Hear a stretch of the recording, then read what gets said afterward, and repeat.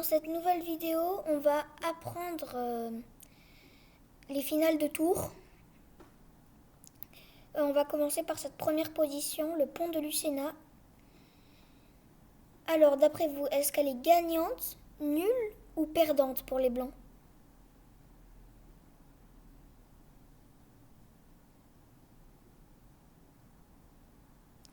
Oui, elle est gagnante pour les blancs. Mais comment? Il n'y a qu'un seul coup ici qui gagne. Lequel? Donc je vous laisse mettre la vidéo sur pause si vous voulez trouver le coup qui gagne. Oui, vous avez trouvé. Oui, c'était tour en D1. Et en fait, ça coupe le roi ici. Et le roi ne pourra pas accéder au pion. C'est-à-dire que là, normalement, il peut aller bloquer l'avancée du pion. Et bien là, avec la tour qui bloque, il ne pourra jamais aller chercher le pion, le gagner, et puis faire nul. Donc, on peut envoyer, les noirs vont quand même essayer de se défendre par tour à 8. Ici, on envoie le pion. Si les noirs essayent de se défendre par roi C7. Ici, on monte le roi. Et s'ils veulent se débloquer par tour en D8, prise, prise. Et après roi F6, la position passe gagnante parce que c'est nous qui avons l'opposition. Si jamais il monte son roi, oui, ça va gagner comme ça. Et si jamais il met le roi devant le pion, on va préparer le tapis rouge pour le pion.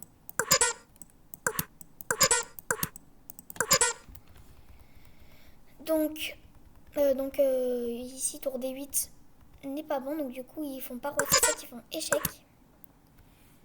Roi G5, donc s'ils font que des échecs, au bout d'un moment ça va faire nul. Échec, échec. Et le roi remonte en E7 pour attaquer la tour.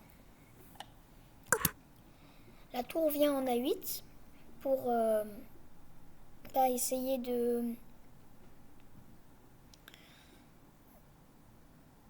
bloquer le roi d'arriver sur la 8e rangée, parce que si le roi n'arrive pas sur la 8e rangée, si le pion avance, il sera obligé de libérer une case et il va se prendre une pluie d'échecs. Et s'il ne peut pas accéder à la 8e rangée, E6, échec. Donc E7, on a une case de fer dame, échec, donc on ne peut pas faire dame, on est en échec. Le roi monte en G7. Tour G2, échec. Le roi monte en F8, échec, et le roi monte en E8. Donc le roi, il est coincé.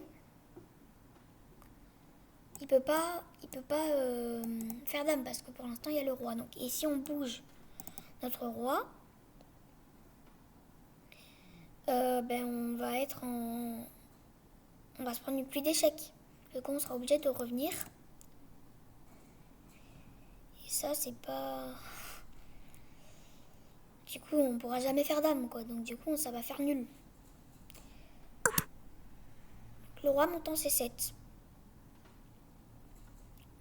Échec. Si le roi vient en E3, on jouerait roi D8 et on va faire dame. Et même si la tour elle était en E2, par exemple, je sais pas, par exemple, hop, hop, maintenant échec. On peut quand même jouer roi ici parce qu'après prise, il y a échec, échec, et on gagne le tour.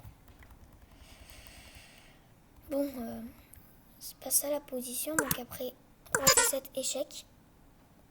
Donc on voit que roi D6 ça marche pas à cause de roi E1 et le pion est inarrêtable. Et même si la tour était en E2, elle peut pas rattraper le pion. Ici le roi vient en B7. pour... c'est un peu le seul coup avec B6. Tour C4. Vous allez voir pourquoi la 4e rangée, il faut prendre. Roi B6 et maintenant on peut sortir avec le roi. Alors, vous allez me dire, mais pas où t'es bête. Parce qu'il y a échec, échec, et on se prend des échecs et on va être obligé de rentrer dans son camp.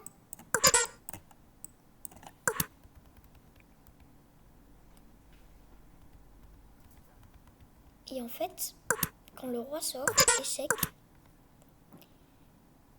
après échec, roi D6, échec, et on monte le roi en E5. Et si jamais tour 2 échec, tour 4 et on part l'échec et on va faire dame. Voilà pourquoi on a fait un échec tout à l'heure. C'était pour que le roi, après prise, si le roi était là, il aurait le temps d'aller chercher le pion. Là, il n'a pas le temps.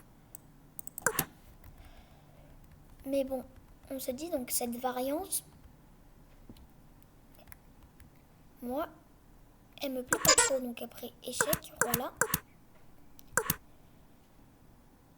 Pourquoi je ferai échec? Pourquoi je ferai pas roi B5? J'attaque la tour et après je n'ai plus d'échec. Parce que là, il y a tour 4. Et le pion va à dame. Par exemple, tour F7. Donc on va bloquer, mais il y a roi ici. Il y a dame au prochain. Donc cette première position, j'espère qu'elle vous a plu. On passe tout de suite à la 2e position. Alors, que pensez-vous de cette position? Est-ce qu'elle est gagnante pour les blancs, nulle ou perdante pour les blancs? Oui, c'est nul. En fait, c'est la même position que tout à l'heure. Sauf que tout à l'heure, le roi est en C7. Et cette fois, le roi est en D7. Et ça change tout. Parce que maintenant, on ne peut pas venir couper le roi. Parce que si on fait échec, le roi se met en face. Et là, le roi va réussir à bloquer le pion. Donc, ici, on essaye d'avancer le pion. Roi E6, donc on attaque le pion. Échec. Donc on ne peut pas prendre le pion, hein, c'est interdit. Et on est en échec. Roi F7. Là, il y a une belle tactique après roi F5. Je vous laisse mettre la vidéo sur pause avec les noirs si vous voulez faire nul pour essayer de trouver. A tout de suite. Alors vous allez trouver. Oui, c'était roi E5 échec. Et en fait, on gagne le pion. Et après roi prend E5 et roi prend G6. Et c'est position nulle. Ok. Donc, ici après échec. Ici, on fait pas roi F5. Mais on fait échec d'abord. Maintenant, roi F5. Et la différence, c'est qu'après prise, on défend la tour. Donc, roi F5. Tour 1. Tour E6, échec. Roi F7. Tour F6. Et maintenant, on monte le roi en E6. Pour monter le roi en E7 sans se prendre d'échec et avancer le pion sans se prendre d'échec. Tour en A7 pour bloquer l'avancée du roi, donc bloquer l'avancée du pion. Roi F5 et roi G7. En fait, on a beau essayer d'avancer, on n'arrivera jamais. Tour H7, on n'arrivera jamais ici à gagner avec les blancs.